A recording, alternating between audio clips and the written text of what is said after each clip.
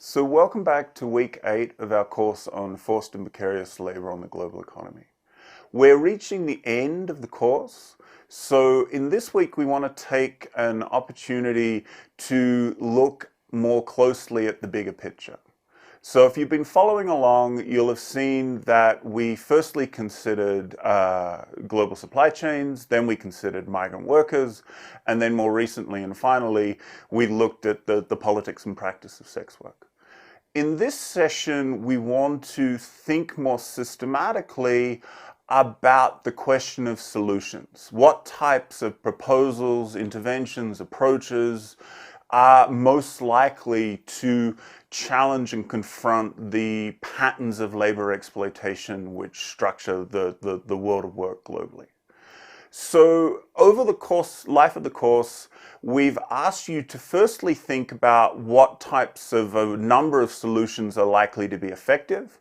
And then more recently, we've paired the conversation about effectiveness with a follow-up conversation about political difficulty, the level of opposition that particular solutions are likely to generate or provoke. So in this session, we want to kind of pick up that thread. We want to think about which of the many solutions which have been proposed to address this problem are most likely to be effective, most likely to be politically significant, and also in parallel, which are likely to be counterproductive or ineffective. So we're going to do 2 videos. The first of these videos is going to look at the question of what doesn't work. What types of interventions are in some cases likely to do more harm than good, and in others are unlikely to really grapple with the underlying root causes that structure patterns of labor exploitation. So that's our focus in this video. In the second video, we're going to go on to think about what an alternative, something more than deviant criminals, something more than bad apples might look like. So when it comes to the question of what doesn't work, a really good starting point has been bequeathed to us by the Global Alliance Against Trafficking in Women. And this starting point is the idea of collateral damage. Collateral damage is the idea that however well-intentioned you might be, the practical effects of your intervention, the fact that you acted rather than not acted, ended up in practice doing more harm than good. So collateral damages, you tried, it didn't work, the effects were negative rather than positive. So there's a number of examples of anti-trafficking and anti-slavery interventions ultimately leaving things worse off than they were before the intervention took place. One of the strongest examples of this is the popular kind of strategy of raid and rescue, which in many cases ends up rescuing people that weren't necessarily kind of keen on rescue, and in a lot of cases places them in situations where the rehabilitation that is provided, the sanctuary that is offered, ultimately ends up being more toxic and difficult and unproductive than the circumstances that people were rescued from. So in this context, you can hear people talk about running from our rescuers. The idea that the rescue is not welcome, and in a lot of cases, rescue is counterproductive. We also have examples of laws that end up punishing rather than helping.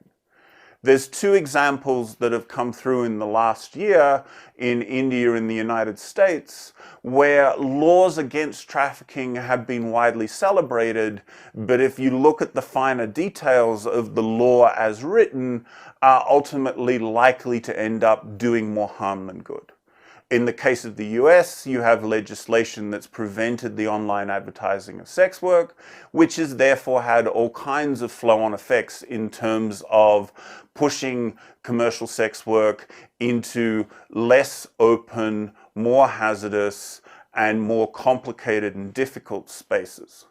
So the law celebrated, Donald Trump is very keen on it. The Republican Party is very keen on it. Even the Democrats are very keen on it. Yet, when you look at the practical effects it's likely to have, there's not really much in the way of cause for celebration there. A similar type of story applies in India. Now, India has some of the most kind of extensive labor legislation in the world. It has a robust kind of union movement and forms of collective organizing.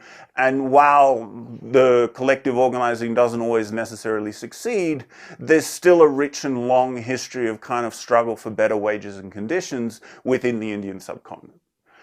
More recently, however, this has been supplanted, or at least overshadowed, by the introduction of anti-trafficking legislation, which embraces a very different path, a very different understanding of the problem, and a very different type of remedies. Remedies, once again, which prioritize prosecution, which prioritize raid and rescue, and which seek to create complications in terms of people seeking for better rights and protections and returns on their labors. So laws are celebrated. Laws are often presented as being the next big thing that will have a transformative impact, but in a lot of cases, laws end up in this kind of collateral damages category.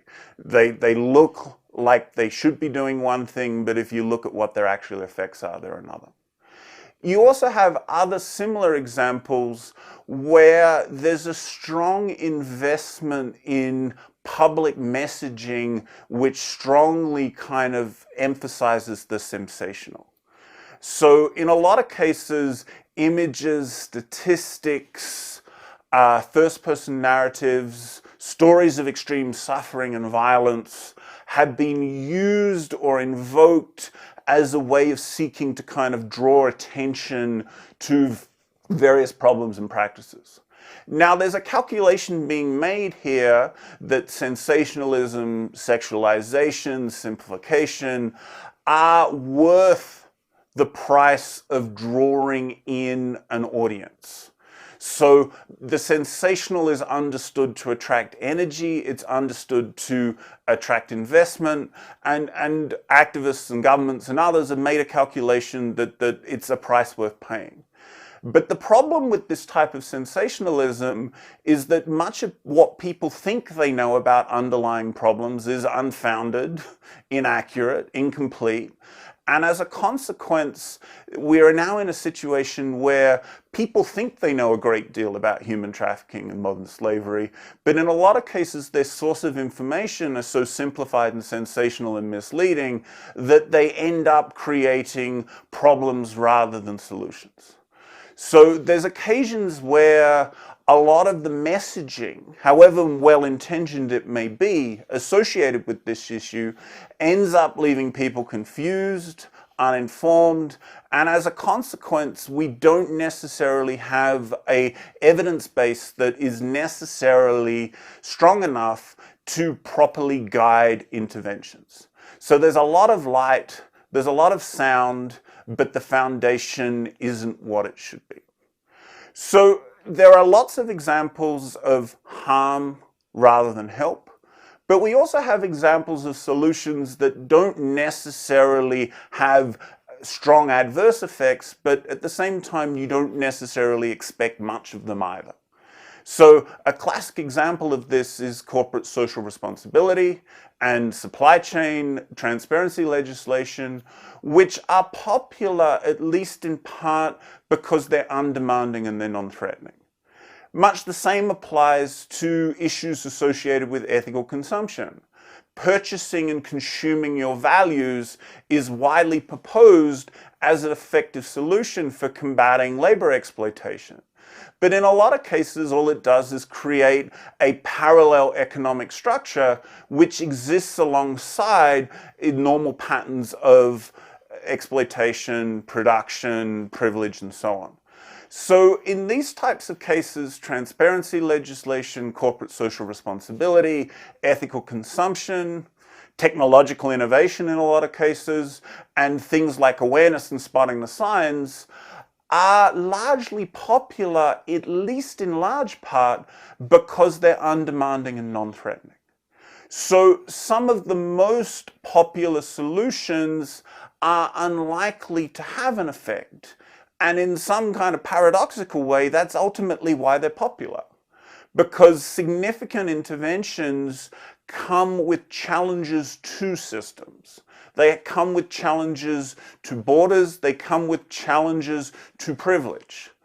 And any type of solution which poses a challenge to these types of practices and these types of systems is unlikely to command the type of broad, near universal support that something like corporate social responsibility or ethical consumption is likely to command. So some solutions are popular because they're ineffective rather than because they are effective. So we've looked in this session about either what hurts or what is unlikely to help very much. In the session that follows, we're going to think more systematically about what some of the alternatives might look like.